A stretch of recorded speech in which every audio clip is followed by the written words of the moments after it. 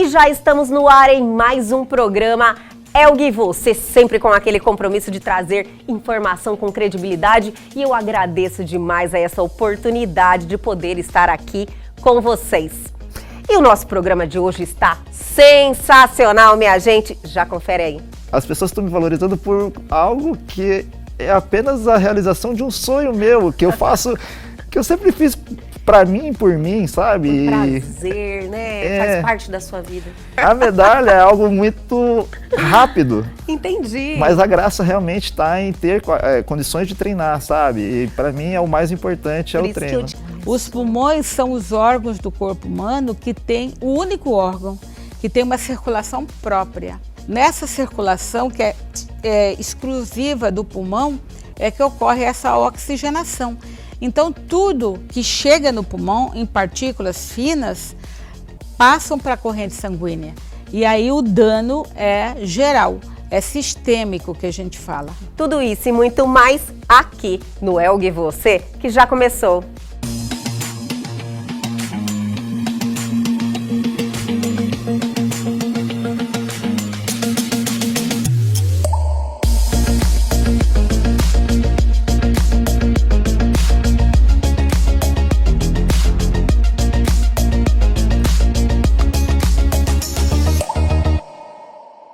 E a partir de agora, no programa Elgue Você, vamos ter um bate-papo pra cima, cheio de motivação, inspiração e com história de superação. Estamos recebendo aqui Pedro Shinohara, atleta de judô, jiu-jitsu, né? Muita história para contar. Primeiro, muito obrigada por ter aceitado o convite, Pedro, estar aqui com a gente hoje.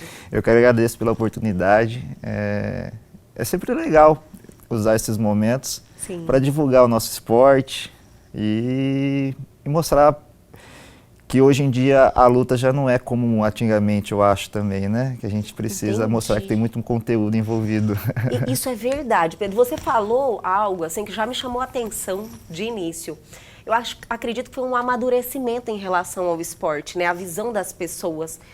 Que no caso do judô e do jiu-jitsu, embora eu não tenha tanto conhecimento, é mais um conhecimento assim do que a gente consegue extrair, né, das Olimpíadas e de alguns campeonatos que a gente assiste, mas ele é muito mais só que uma atividade física.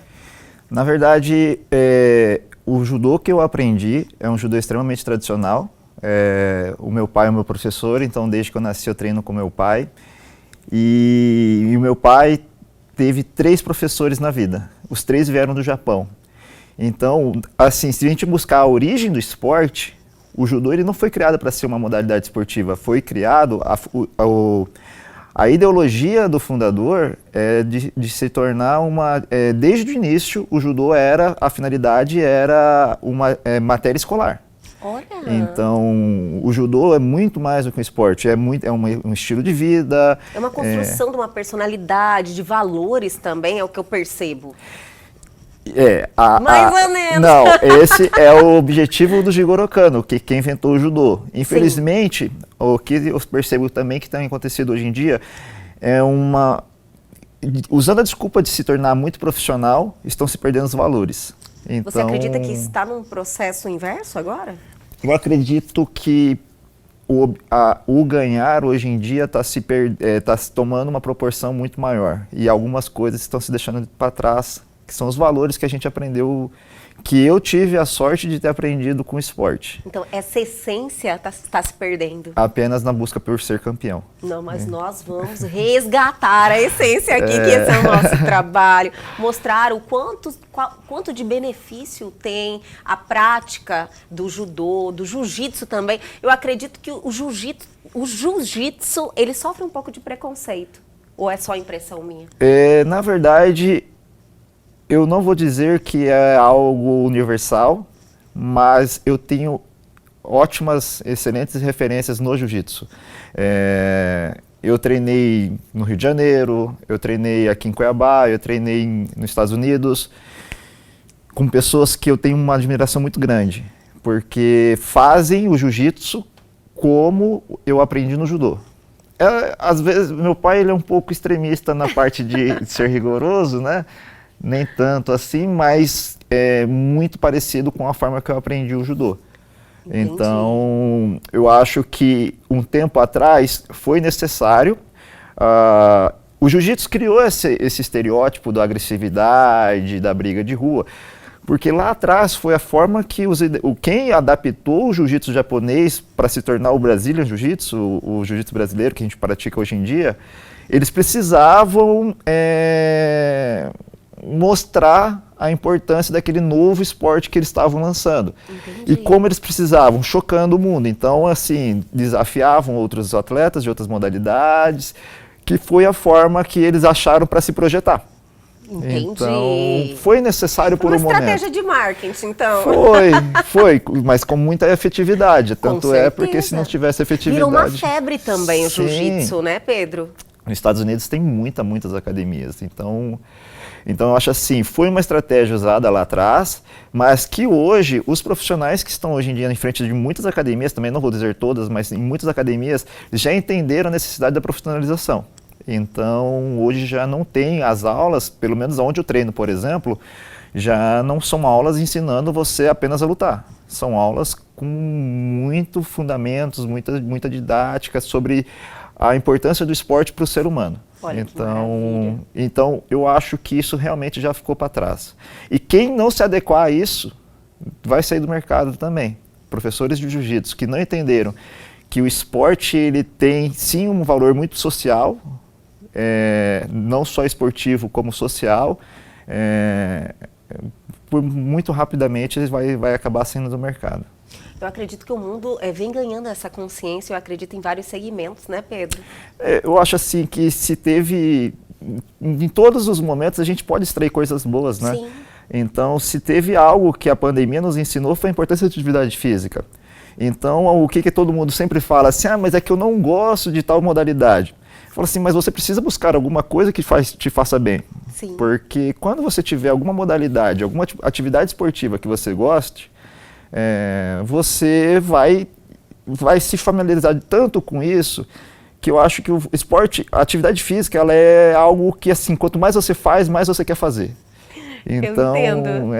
O corpo pede, não é verdade? E é algo maravilhoso, é prevenção de doenças, a gente precisa, faz parte da nossa vida, a gente precisa trazer isso. Então, enquanto as pessoas, os profissionais, continuarem pensando que uma atividade física, um esporte, uma luta, é apenas para você aprender a derrubar, a finalizar ou algumas coisas, e não entender que existe algo muito maior do que isso, a gente não vai ter aprendido nada com a quarentena, com a pandemia, que é assim, você conseguir incluir pessoas novas no esporte em busca de qualidade de vida e saúde. Sim. Porque em uma academia, como em tudo na vida, você tem várias intenções ali dentro. Então tem pessoas que vão para competir, tem pessoas que vão para uma atividade física e tem pessoas que vão apenas por um lazer, que não tem finalidade nenhuma de competição, de superação, apenas estão ali para se movimentar um pouquinho. Então você precisa criar ambientes para que todas essas pessoas consigam conviver em harmonia. Com certeza. Pedro, você falou algo um tempinho atrás em relação a você, fora do Brasil, o jiu-jitsu também é muito praticado, tem grandes profissionais. Eu acredito que os atletas brasileiros se destacam muito na modalidade. Isso é verdade?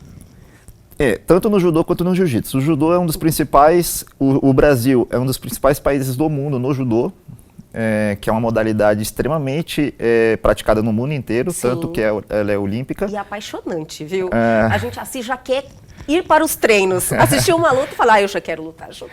Eu sou suspeito de falar porque eu fui nascido e criado no tatame, né? Agora, o jiu-jitsu, o que acontece? É um fato. Lá fora se valoriza muito esporte. Nos Estados Unidos se valoriza muito esporte. Então, aqui no Brasil, por quantas vezes as pessoas já me perguntaram assim, mas você só luta? Como se isso não fosse uma profissão, como isso não fosse algo importante. E lá fora não. Lá fora as pessoas valorizam. O que eu entendi dos Estados Unidos? Eu morei lá de janeiro até junho agora. Lá eles valorizam muito o trabalho humano e não tanto o bem material. Sim. A prestação de serviço lá é muito valorizada. O financeiro é consequência, né? Não é o foco. Não, isso mesmo. Então, assim, eu percebo que lá fora, como eles gostam muito de esporte, e eles são um povo muito competitivo, eles gostam muito de aprender. Então, eles pagam muito bem para quem está ali para ensinar. Enquanto no Brasil, as pessoas ainda sinto, não são todos, mas eu ainda sinto hoje uma dificuldade em se pagar um profissional, seja um personal, um professor de luta, e prefere gastar muito em bens materiais que se desfaz, e para um ser humano não é uma tem. inversão de valores, né? Isso. Na realidade, você é um privilegiado de fazer o que ama. Imagina, é um privilégio enorme. Então, uma coisa que eu fico pensando muito, eu trouxe as medalhas e hoje eu acho que a minha maior satisfação é eu ter qualidade de vida e ter saúde para continuar treinando. Porque por 2 momentos eu precisei me abdicar de treinos. Então, eu acho muito legal tudo que tem acontecido na minha vida ultimamente, porque eu falo assim, as pessoas estão me valorizando por algo que é apenas a realização de um sonho meu, que eu faço, que eu sempre fiz para mim, por mim, sabe? Um prazer, né? Faz parte da sua vida, sua essência. Faz parte da minha vida e, como eu disse, né, por 2 vezes eu precisei abdicar, e em uma delas eu acreditei que eu nunca mais teria condições na vida de treinar. Então, hoje, eu falo assim, a medalha, é o que eu falo, uma medalha, ela vem de 3 ou 4 lutas em um dia. O treino, eu faço 5 ou 6 ou 7 treinos em um dia. Então, eu falo assim, a medalha é algo muito rápido. Entendi. Mas a graça realmente está em ter condições de treinar, sabe? E para mim, o mais importante é o treino. Por isso que eu te falei, olha, cada medalha é uma história. E você olhou e falou, não, legal, é ótimo ganhar uma medalha, mas é de menos diante de tudo que representa para mim, né, como atleta. Mas, Pedro, nós temos muito ainda que conversar. Você falou dessa parte tão interessante na sua vida, que foi um momento de superação, que você ficou afastado da sua paixão. Mas, vamos dar uma seguradinha? Tá, joia. Eu vou chamar o intervalo, mas tem muito mais vindo aí. A gente já volta.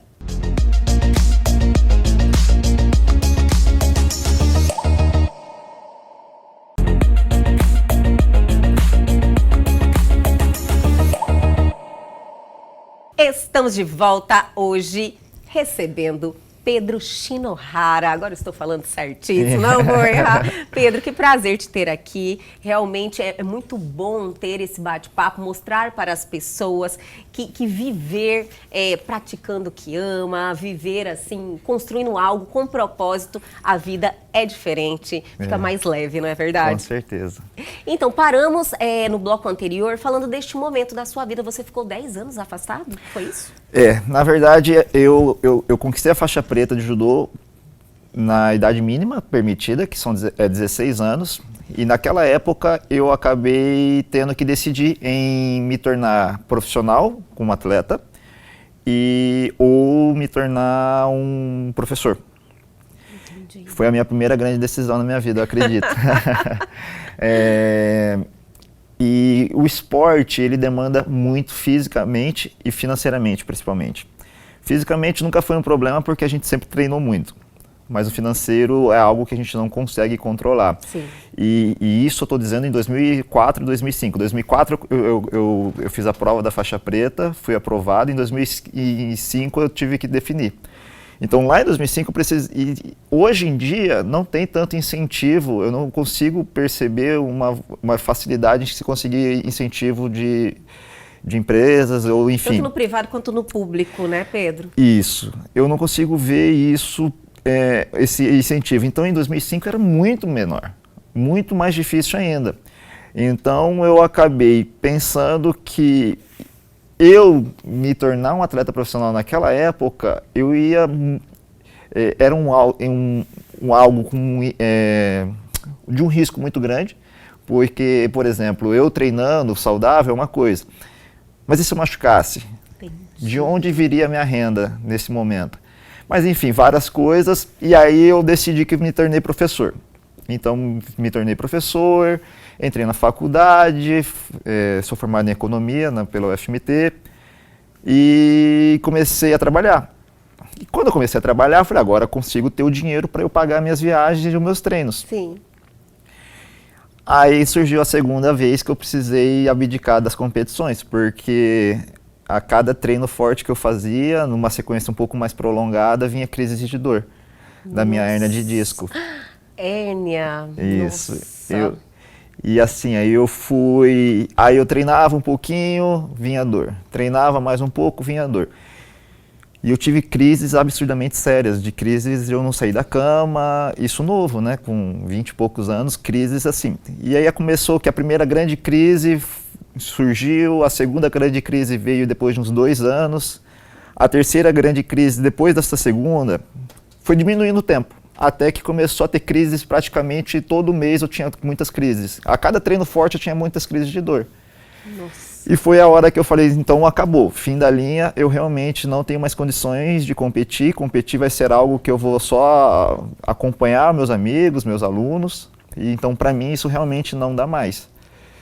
E foi até que em 2018 eu acabei, é um caso muito engraçado entre aspas, né?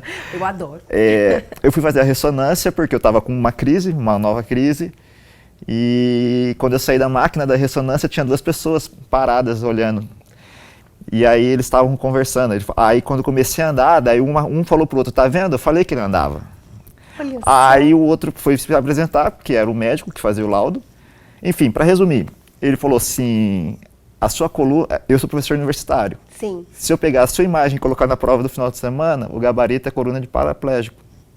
Meu Porque senhor. teoricamente não tinha nervo passando. Então ali eu falei, bom, fim da linha, realmente não tem mais condições. Aí ele me perguntou, quem que é seu ortopedista? Eu falei, não tem ortopedista. Aí ele falou, mas como que você vive com uma hérnia desse tamanho? Ele falou assim, às vezes uma hérnia pinçadinha, as pessoas sofrem muito de dor e a sua não tem nervo passando, pela imagem não aparece. Ele falou, tem porque você está em pé. Sim. Ele falou, eu estou aqui até agora te esperando para ver se você... Aguardando o momento, né? Para ver se você realmente andava, porque eu falei, achei que estava faltando sua cadeira de roda. E aí foi o tempo que ele ligou para o cirurgião e eu fiz a cirurgia. Então, aí eu passei 2018 praticamente em pós-operatório, recuperando meus movimentos. E até que em 2019 eu enfim fechei a academia. Porque eu falei, isso aí não é para mim, chega... Muita diversidade, né, Pedro? Vou focar na minha carreira profissional fora a luta. E foi aí que tudo começou a acontecer na minha vida, né? A vida e suas surpresas, né? Foi quando eu falei, agora a luta acabou, fim da linha, eu realmente não quero mais isso. Foi quando eu me tornei muito mais profissional na área de luta. E também marcou a transição minha do judô para a competição de jiu-jitsu. Então eu até competi uma vez em 2019 no judô. É muito diferente? Tecnicamente, sim. Em termos de finalidades, sim. Entendi. Uma projeção o judô. O nosso objetivo principal é a projeção, derrubar o adversário de costas no chão, que é o ippon. Essa parte eu sei. E no jiu-jitsu o objetivo é a finalização, estrangulamento, chave de braço, enfim, torções. Entendi. E acaba que, tecnicamente, se você for ver, a gente sempre fala assim, um é em pé e o outro é no chão, para ficar mais fácil para o leigo, mas em termos de luta... O jiu-jitsu ele é mais no chão, né? A finalidade é mais mobilização, tal. A finalidade do jiu-jitsu é a luta de solo, que é buscar a finalização, estrangulamento, chave de braço, e aí algumas outras variações. Tem alguma preferência? Eu gosto de ganhar, né?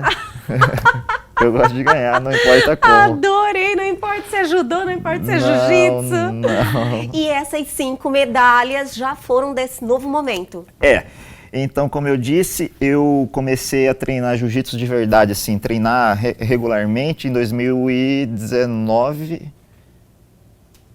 Foi em 2020 que eu comecei Pandemia. a treinar. Foi em 2020. Olha, você foi um sortudo, né? Arrumou uma finalidade neste momento. E também o esporte era algo necessário para todos nós por saúde, né? Sim, até eu acho que ficou muito claro a importância da pessoa saudável na prevenção de doenças. Foi uma chancela, comprovado. Foi. Então, assim, muitas vezes as pessoas falam, não, mas é porque eu sou sedentário, não sei o quê, mas ninguém te obrigou a ser sedentário, né? Você é porque você não quis fazer alguma coisa. A vida é movimento. E aí eu comecei a treinar mais jiu-jitsu em 2020, aí tem essa medalha, que ela foi em dezembro de 2020, aí foi aqui em Cuiabá, aí eu fui campeão, aí em junho de 2021, essa daqui, que foi lá no Rio de Janeiro, aí eu também fui campeão, aí eu ganhei essa e me trocaram de faixa no jiu-jitsu, porque no jiu-jitsu se compete por faixa. Aí eu acho que eu tinha uma semana, eu lutei esse campeonato em Belo Horizonte, aqui por mais que está 2020, é porque como teve a pandemia, foi cancelado, daí eles já tinham feito a medalha, por mais que a competição foi em 2021. Entendi. Está escrito aqui 2020, mas é por causa disso, foi em 2021. Tinha que colocar o mais um também, né? Aí essa aqui foi, e no Rio de essa aqui foi em Belo Horizonte, essa no Rio de Janeiro, que é o Grand Slam, que é um dos principais campeonatos dessa federação. E eu também tinha, um mês de faixa roxa, então, enfim, foi uma... Por mais que a gente não goste, né, que a gente luta para ser campeão, Sim. É uma medalha de prata com gostinho. Eu lembro que no pódio dessa medalha, dessa aqui, o que estava em primeiro e em terceiro estavam conversando. Falou, pô, eu já te vejo faz tempo em competição, né, você está faz tempo na roxa. Aí o primeiro falou, estou 4 anos. Aí o terceiro falou, pô, eu tô 3 anos e meio. Aí eles olharam pra mim, e você? Eu falei, tem quase um mês que eu tô na roxa. Ai, olha. E essa é a mais recente, que foi conquistada lá nos Estados Unidos, em Houston. Olha que legal. A mais recente é essa? Quanto tempo tem? Foi em maio. Em maio agora. Olha que legal. Nossa, que volta, hein, Pedro? Meu senhor. Acho que tô pegando jeito, que você né? Você acha que você está no seu melhor momento? Agora? Com certeza, eu tenho certeza absoluta. Maturidade, Sim. faz a junção, né? Eu acho assim, eu sou filho do meu professor de judô, então por muito tempo eu tinha uma pressão.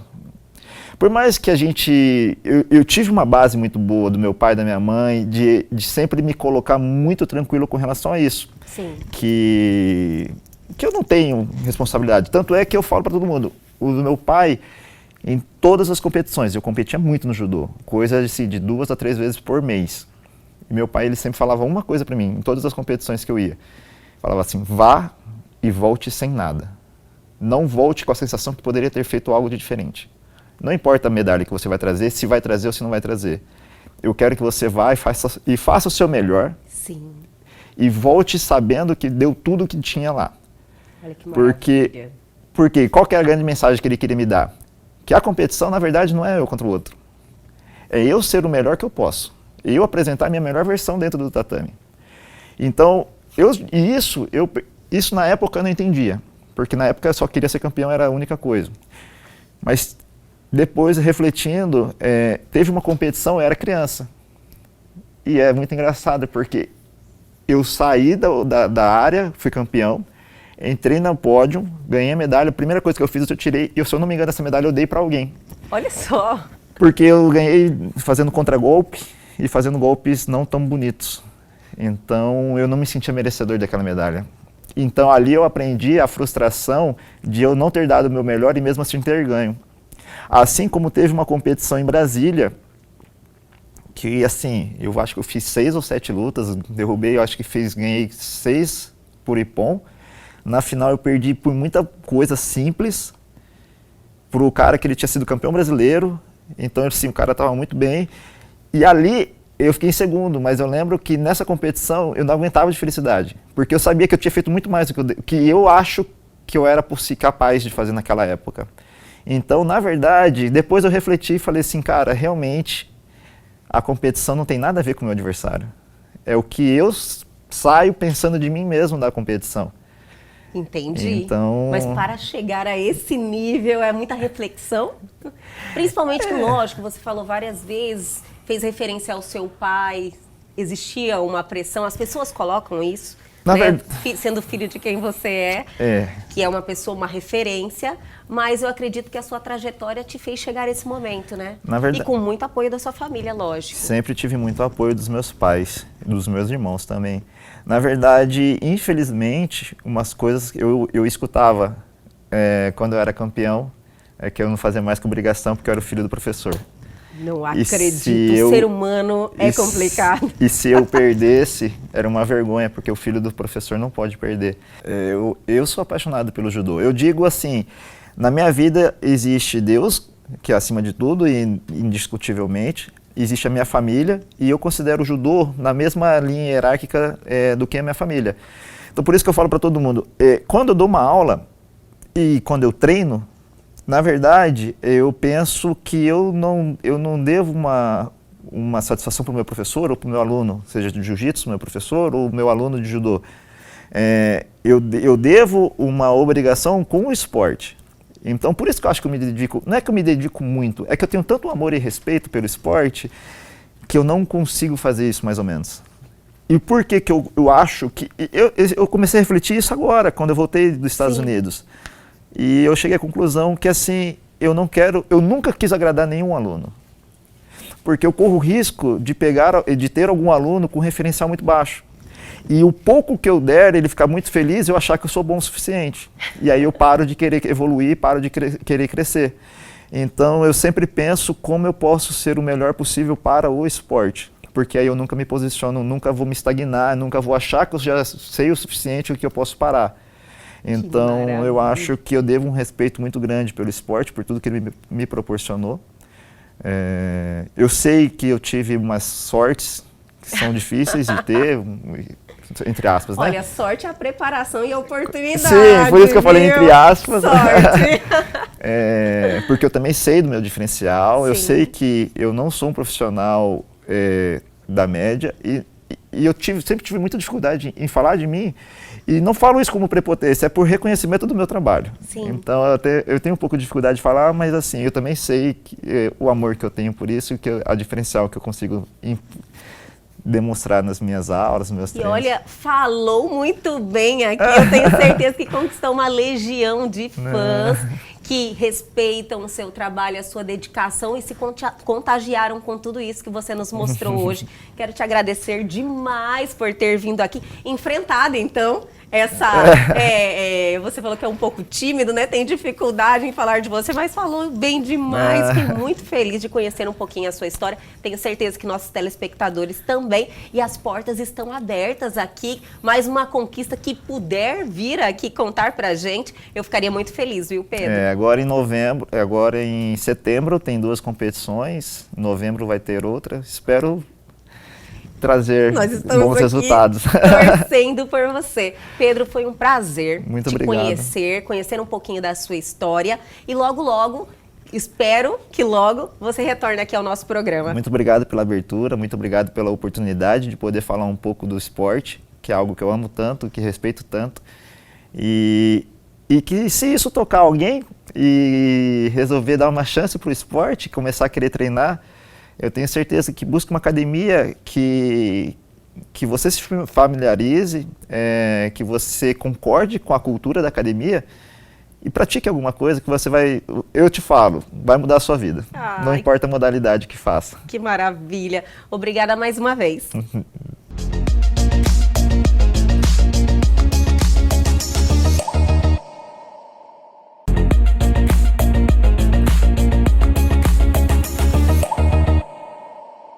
E a partir de agora, em nosso programa Elga e Você, vamos ter um bate-papo, minha gente, olha, que é de utilidade pública. Realmente, este tema precisa ser mais ressaltado por todos os veículos que estamos vivendo uma verdadeira epidemia entre os jovens e é a maior ameaça à saúde pública no momento. Vamos falar sobre cigarros eletrônicos e para isso estamos recebendo a doutora Airdes Pivetta, pneumologista, que já é a segunda vez aqui em nosso programa, sim, porém hoje em um tema muito importante, né, doutora? Mas primeiro, obrigada por retornar ao nosso programa. Eu quem agradeço o convite, né? Estou aqui à disposição de você e da sociedade cuiabana para trazer esclarecimentos necessários sobre esse importante tema que, como você já frisou, está sendo considerado uma epidemia, né, de uso principalmente entre os jovens. E a falta de conhecimento, tanto por parte deles como dos responsáveis, dos pais, ainda é grande, né? É algo bem recente, então realmente há um problema sério, porque está sendo afetada a saúde respiratória desses jovens. Doutora, nós nem não iniciou nada sobre o impacto que isso vai ter daqui a alguns anos, né? Sim. Nós ainda não estamos colhendo o fruto dessa situação. Sim, por ser novidade, né? Na verdade, o cigarro eletrônico ele foi introduzido no mundo em 2003, na China, né? Inclusive desenvolvido por uma pessoa que era dependente do cigarro convencional. E ele estava querendo parar de fumar e pensou em elaborar um dispositivo, né, que fosse menos danoso, a princípio, que o cigarro convencional. Então criou o cigarro eletrônico. Só que ao longo dos anos houve uma mudança, né, e esses dispositivos eles contêm substâncias que são tão tóxicas quanto o cigarro convencional. E, na verdade, a pessoa que utiliza esse dispositivo para tentar parar de fumar, na grande maioria das vezes, ela termina ficando refém tanto do cigarro convencional quanto do cigarro eletrônico, por ele conter altas doses de nicotina, que é a substância que leva à dependência química à pessoa que fuma. E uma problemática, assim, bem marcante é que caiu no gosto dos jovens, né, doutora? E sim, principalmente os jovens que estão aí nessa fase de desenvolvimento, sabe, amadurecendo, então o cérebro não está totalmente maduro e eles refletem nesse desenvolvimento.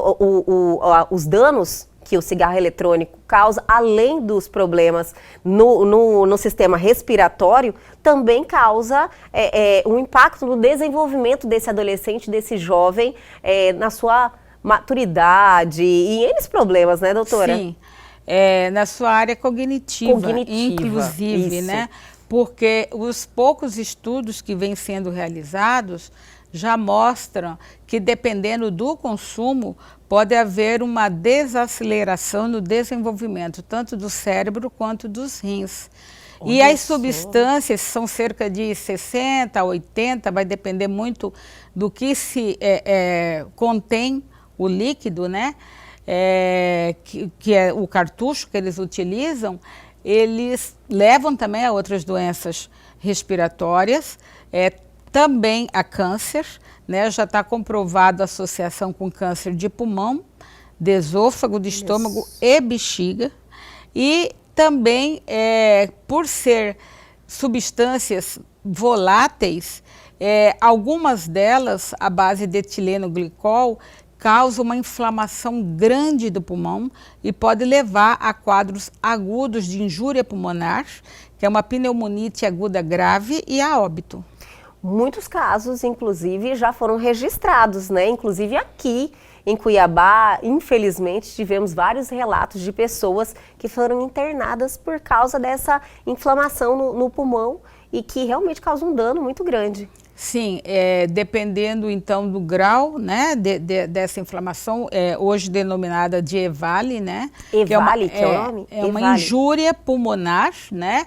Induzida por inalação dessas substâncias voláteis, que na queima, né, desse líquido que tem dentro do cartucho, elas são liberadas e atingem não só o pulmão numa concentração grande, mas também passam para a corrente sanguínea e o dano, então, como foi colocado antes, pode afetar até o desenvolvimento do sistema nervoso. Do pulmão vai para o coração e distribuído para o corpo? Sim. Os pulmões são órgãos nobres, né? Eles são responsáveis pela oxigenação do nosso sangue, porque nós somos seres aeróbicos, né? Nós dependemos do oxigênio Sim. para a nossa sobrevivência. Então, para você ter uma ideia, Elga, passa cerca de 5 litros de sangue por minuto na circulação do pulmão. Os pulmões são os órgãos do corpo humano que tem o único órgão que tem uma circulação própria. Então, ele é um órgão muito complexo.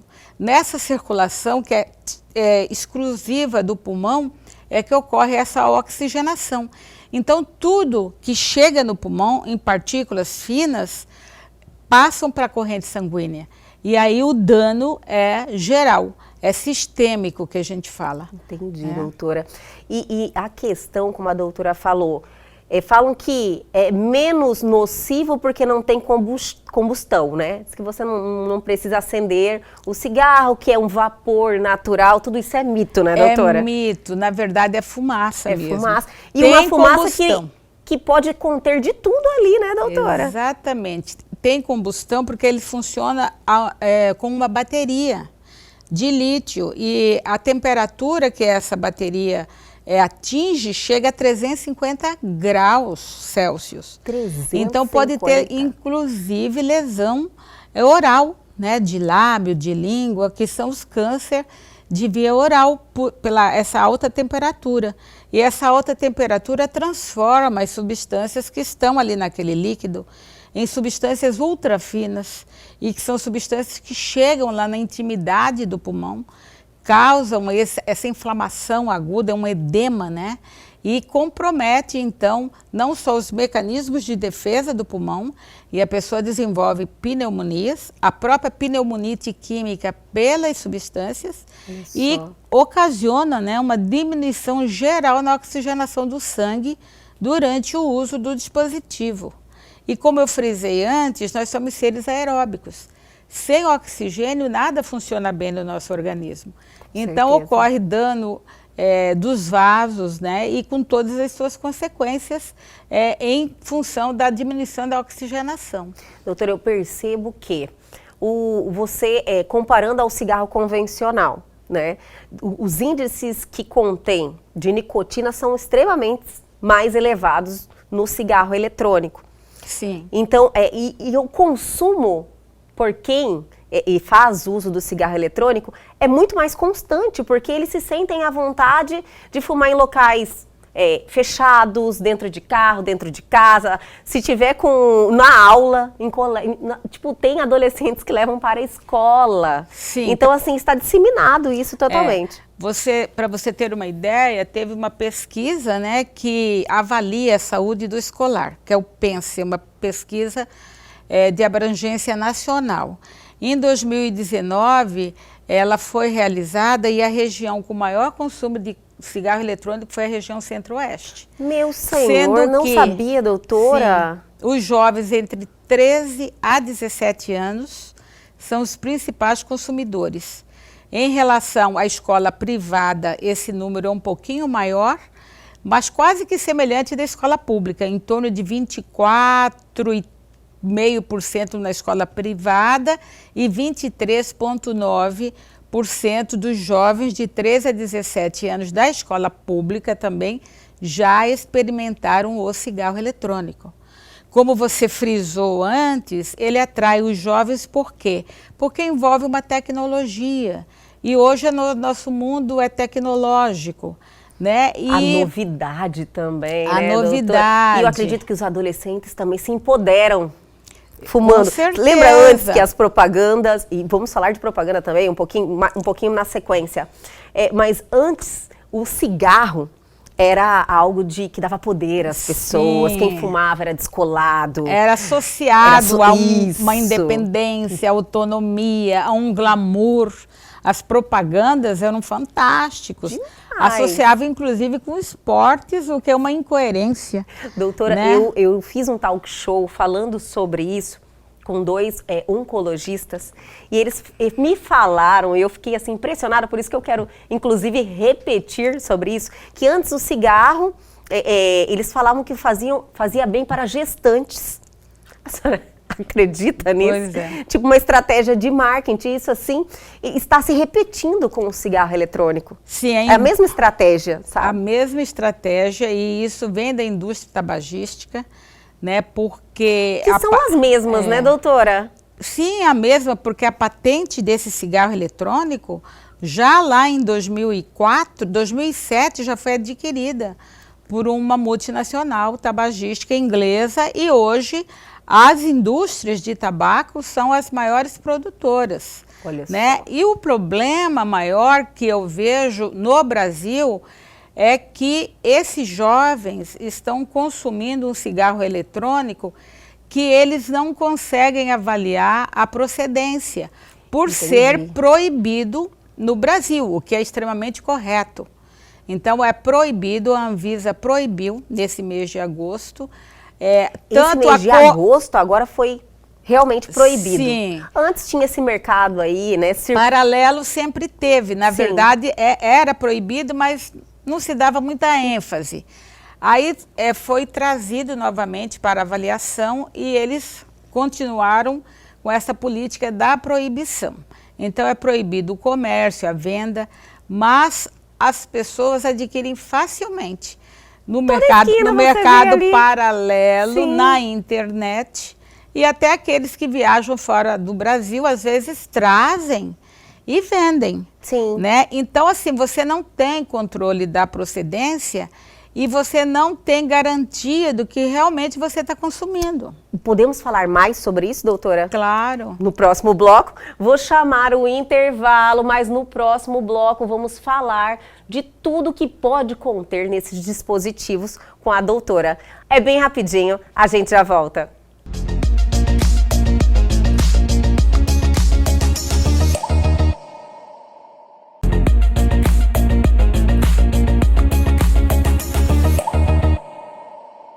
Estamos de volta neste programa espetacular, com esse tema fantástico e com uma profissional de referência aqui para podermos trazer mais conscientização, aguçar a responsabilidade das pessoas, dos próprios adolescentes que muitas vezes não se atêm aos detalhes, né, doutora? Leva a vida assim, muito de modismo, seguindo no efeito manada e de repente a gente trazer eles para essa consciência de que mais tarde eles podem pagar um preço alto por causa desse consumo desnecessário, né, doutora?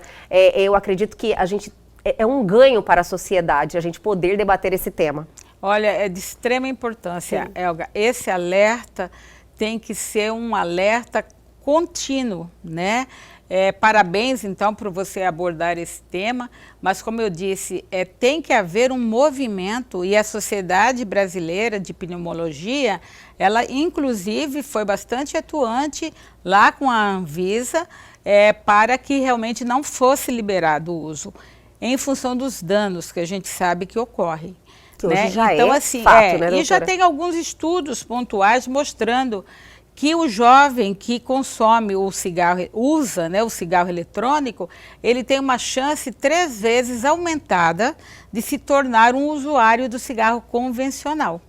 Eu percebi isso, doutora, que são os próximos fumantes. Sim. Quando ele tenta se livrar do cigarro eletrônico, ele começa no cigarro a fumar convencional. por causa da ansiedade. É porque a nicotina presente no cigarro eletrônico tem uma concentração bem maior do que a do cigarro convencional. Então o jovem ele se torna dependente muito mais rapidamente. Né? E aí realmente a partir do momento que ele cria receptores nicotínicos a nível do seu cérebro, ele não consegue ficar mais sem a substância. Ela é aditiva e cada vez mais a pessoa que consome vai querer uma maior quantidade.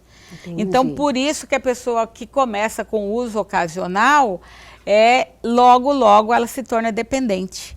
Aí ela começa a comprar, a usar, né? E vai passar, com certeza, essa chance existe de ser um fumante de cigarro convencional em até 3 vezes mais. Doutora, do que aquele que não experimenta. Doutora, com tudo que a doutora está falando, sabe, muita informação aqui vem fazendo sentido aqui. Eu falei, como o cigarro convencional, ele ficou marginalizado, né? Antes era moda fumar, era algo que empoderava as mulheres, os homens, mas o fumante convencional, de cigarro convencional, ele estava perdendo espaço. Eles eliminaram tudo que era de ruim. Ele tem um gosto, se você experimentar aquela fumaça, ela é docinha, ela é cheirosa. Pode fumar em qualquer lugar. Né? Tem vários sabores. Isso, as pessoas podem fumar em lugar fechado, acham que não prejudica o próximo, em carro fechado. Então, assim, eles eliminaram tudo que não era muito social no cigarro e implantaram essa ideia. Foram muito criativos. Na verdade, essa política de combate ao tabagismo convencional, ela foi muito forte no Brasil. Né? Para você ter ideia, o Brasil recebeu o prêmio, né, da Organização Mundial de Saúde lá na década de 2005, por ser um combatente árduo do consumo do cigarro. Para você ter uma ideia, essas fotos que são colocadas nas carteiras de cigarro convencional como advertência do risco, o Brasil foi o segundo país do mundo a inserir essas fotos, somente atrás do Canadá. Olha, e teve uma política muito atuante de proibição. Tanto é que foi proibido fumar em aeronaves, em locais fechados, em ambiente de trabalho. E realmente foi uma ação muito forte, né, da sociedade brasileira que convenceu os órgãos, né, responsáveis, a Anvisa, por esse dano. Né? E assim, como o cigarro traz impostos grandes, a princípio, antes desse combate, que foi exaustivo nessa época de 2000, achava-se que pela quantia de dinheiro que era arrecadado, fazia vistas grossas. Entendi. Mas depois estudos mal necessário. De farmacoeconomia provaram que o governo gastava mais para recuperar a saúde daqueles que adoeciam, que faltavam à escola, faltavam ao trabalho, por doenças diretamente relacionadas ao consumo do tabaco. Então, no Brasil, nós tivemos uma queda realmente grande, como você falou. Sim. E todo mundo olha diferente quando alguém acende um cigarro. A pessoa fica sem espaço. E aí, agora, a indústria tabagística está utilizando desse artefato para poder tornar os jovens reféns e, infelizmente, se não for feito nada de forma contínua, nós iremos perder de novo espaço para a indústria tabagística. Com toda certeza. Infelizmente. E o que acontece, que eu percebo, as propagandas, né, as estratégias de marketing, elas focam nos adolescentes. Sim. São adolescentes fumando, vídeo soltando aquela fumaça, daí ensinam eles a brincarem até com a fumaça, daí todo mundo quer aprender. Então, assim, o adolescente que, no momento, ele se impressiona, ele quer se socializar. Quer ser ele diferente, tá no né? Isso. Ele abraça, e aí o vício, que é algo que é muito rápido. Rápido. Já pegou e já foi. E para reduzir, ele vai virar o fumante. Então, quer dizer, é um retrocesso, né, doutora? Um grande retrocesso que, como eu já frisei, tem que ter uma atuação muito forte, tanto da Anvisa quanto da Polícia Federal, por ser o comércio ilegal, então tem que ser combatido. Né? E tem que haver uma fiscalização contínua por conta desses órgãos e não somente ações pontuais. Nós sabemos que, inclusive, aqui em Cuiabá, há umas 3 semanas, né, houve uma ação da Polícia Federal e foi apreendido aqui em Cuiabá e a nível do Brasil uma quantidade de cigarro eletrônico estimada em mais de 2,5 bilhões de reais. Meu Senhor. Mas assim, como a gente frisa, né, essa ação tem que ser contínua e o alerta e a informação tem que ser entregue não só para os jovens, como você colocou, mas para os pais, os responsáveis, né? Então é muito importante levar essa informação. E tem mais um detalhe, inclusive nós finalizamos o bloco anterior, só que é tanto assunto, né? Que é bom a gente frisar, que eu acho que a gente não deixou isso bem claro. A doutora falou no bloco anterior que ali pode conter de tudo, né, doutora? Sim.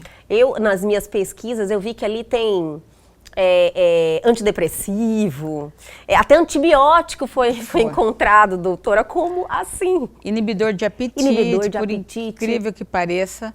E o para estimular? O THC. né? E THC, que é da maconha.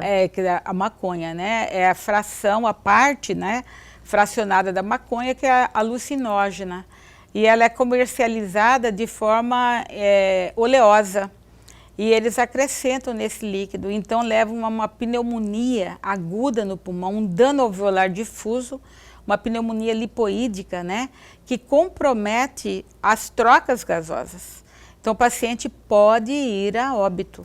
E inclusive os primeiros casos relacionados a óbito com cigarro eletrônico foi nos Estados Unidos e ao analisar esse líquido que estava sendo volatilizado, né, encontrou-se o THC. Então, eles misturam de tudo ali, né? Pode misturar o que quiser. Por quê? Porque nós já estamos na 4ª geração do cigarro eletrônico. 4ª geração. As primeiras que foram lançados, ele era semelhante a um cigarro convencional, e ele era um tubo descartável. Você não tinha como manipular ali dentro. Entendi. E depois eles foram fracionando o dispositivo. Então hoje o tubo, né, em que você coloca a essência, é uma essência, né? É um tubete, ele é totalmente manipulável. Você pode abrir e você pode adicionar ali o que você quiser. Imagina para então, um adolescente, isso é um parque de diversões, né? Aí tem sabores variados, como você falou, né? Menta, morango. Um cheiro maravilhoso. Eu falei, nossa, canela, mas foram inteligentes, né? Para realmente ganhar mais adeptos a esse vício. Isso. E assim, a nicotina, ela está numa fração de concentração que chega de 30 a 50 vezes do cigarro convencional. Doutora, eu vi um estudo que falavam que um dispositivo que tem em média, eu não sei a diferença de são vários, né? São vários. Mas que dava tipo 1.500 tragadas, como se fosse um cigarro, tragadas, eles têm um outro linguajar que eu não sei, mas tem. Sim. Tem como se fosse tragadas, 1.500. Tipo, era como se fosse 5 maços de cigarro. Isso. Então, dependendo do tubete, que ele é variável de 2 até 5 ml, e do índice de nicotina que está ali contido, é equivalente a num tubinho daquele, que às vezes eles consomem ali em 2 horas de uso, você está consumindo de 3 até 5 pacotes de cigarro. Exatamente. A dimensão do problema, né, doutora? De 60 a 90 cigarros. Inclusive, o primeiro óbito de EVALI nos Estados Unidos foi num jovem de 24 anos de idade e que estava usando cigarro eletrônico há 1 ano somente. Meu senhor. Então, vamos você mudar vê essas estatísticas, né, que podem vir ainda não temos uma realidade, mas precisamos agir antes, né, doutora? Com certeza. Prevenção é tudo. Não iniciar, não vale a pena, é danoso à saúde, pode levar à morte rapidamente e a várias outras consequências, assim como o cigarro convencional também. Maravilhoso, doutora, que bate-papo esclarecedor. Eu tenho certeza que vai trazer muitas pessoas assim para essa consciência, e quem teve a oportunidade de acompanhar esse bate-papo fantástico, passe para a frente essas informações. Sim. Nós estamos precisando dessa força-tarefa, é uma força-tarefa, né, doutora, para reprimir essa realidade que nós estamos vivendo, essa epidemia. Então, eu acredito que todo mundo tem um pouquinho dessa responsabilidade, né, de passar informação de maneira correta. Com certeza, né? Nós como profissionais de saúde, né, temos essa grande responsabilidade, e vocês como formadores de opinião, né, num programa que você tem, que tem uma grande penetração, a gente sabe, é de suma importância você trazer realmente essa discussão sobre esse tema tão importante e estimular, então, realmente alertar os pais e estimular os jovens a não iniciarem, e realmente ressaltar a necessidade da fiscalização continuada. Perfeito. Doutora, quero te agradecer por mais uma participação maravilhosa aqui em nosso programa.